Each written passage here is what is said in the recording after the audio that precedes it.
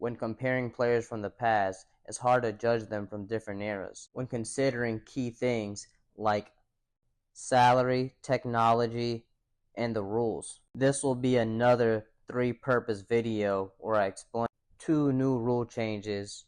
In 1981-82, the 5-second back-to-basket rule was established in the NBA, prohibiting holding the ball in the paint for more than 5 seconds. This was put in place to stop players like Kareem Abdul-Jabbar and other great centers at the time from slowing down the game. The Bucks, for example, would love for Kareem to hold the ball since he is an efficient scorer and score about 60 to 50% of the times they touch the ball, while only having to now play defense on the opposing team. Basketball isn't just scoring the most points, but scoring more points than the other team. And so players like Kareem would hold the ball in the paint and either wait for a good look or pass it out to someone when an opportunity arises. And with more rules being in place and arguably a more intensive defensive era coming in, the rule was modified in 1999, known as the Charles Barkley Rule. Example of a 5-second back-to-the-basket violation. An offensive player in his front court, below the free throw line extended, is not allowed to dribble the ball with his back or side to the basket while being actively guarded by an opponent for more than 5 seconds. On this play, the offensive player with the ball maintains his dribble with his back to the basket for more than the allowed 5 seconds, and he is called for the violation.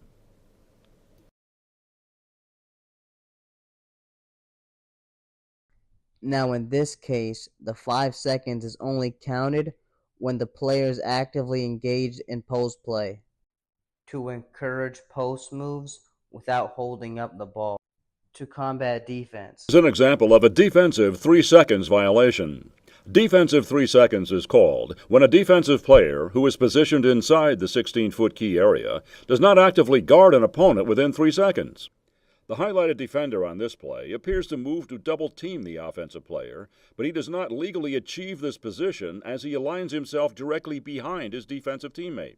Because a defensive player cannot legally actively defend an opponent from behind a teammate, and because he remains in the key beyond the allotted 3 seconds, the play is ruled a defensive 3-second violation. In order to completely clear the lane and avoid a defensive 3-second violation, a player must touch the court outside the 16-foot key area with both feet. On this play, the highlighted defensive player steps outside the key with only 1 foot, raising his other foot several times in the air inside the key. This movement does not clear this player of the count, and a defensive 3-second violation is called. The player, however, may drop down into the 16-foot key area if the man he is guarding receives the ball. As long as that offensive player maintains possession of the ball and no other defender guards that offensive player, that defender may remain in the 16-foot key area without penalty. Now, the offensive 3-second has been around since before the NBA.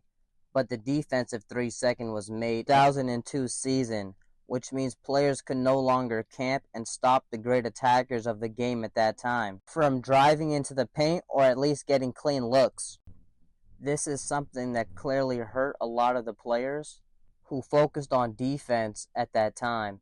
Players like Dwight Howard, Garnett, Tim Duncan, even Yao Ming, much more players. They could have had a lot bigger defensive impact at the time, or just in general, as players like Ja Morant, Anthony Edwards, even Joel Embiid and Nikola Jokic, which it helps and hurts them, also are affected by this rule. And I was saying, as far as players like Anthony Davis and Joel Embiid are concerned, this rule really helps them on the offensive side of the ball, but hurts their defensive impact in the game. Anthony Davis, which is a good and fast switch defender, is not able to really flourish on the defensive side of the ball like some of the players in the past could, while also impacting winning. Same because of the rules. Yeah.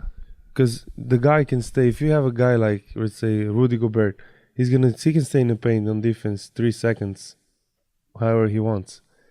Like, just because of that rule, you can have 10 more points easily. I think in NBA, if you go by the guy, you can see the help is coming in Europe is like, if you go by there, the help is already there, so you need to kind of think, play ahead, you know. So Without context in which the players are playing in, you don't really know what's going on, and you can't really judge on what you see. Both the eye test and the stats can be skewed when this comes into play. Not only did this hinder players, but it changed the way the game was played. And I would say Tim Duncan was one of the players that got hindered the most out of this, as I felt like he could have probably won more championships, while other players definitely got an advantage from it. Whether you like it or not, anybody who gets his points near the basket, whether you be Blake Griffin, D Rose, Tim Duncan, LeBron, this does impact the history of the game and how people see it. Most people don't know that Kareem's blocks weren't even counted for most of his career. And at the same time, he had some defensive leisures that other centers didn't have, though they did do him dirty on the blocks. For me, when I judge a player, I usually go off how good were they at the time they played, because that is the most important thing. Without that and knowing the context, things can get really dicey. Stay tuned for more rule changes that happen in the history of the game and cause things to change. That's it for this video. Salam.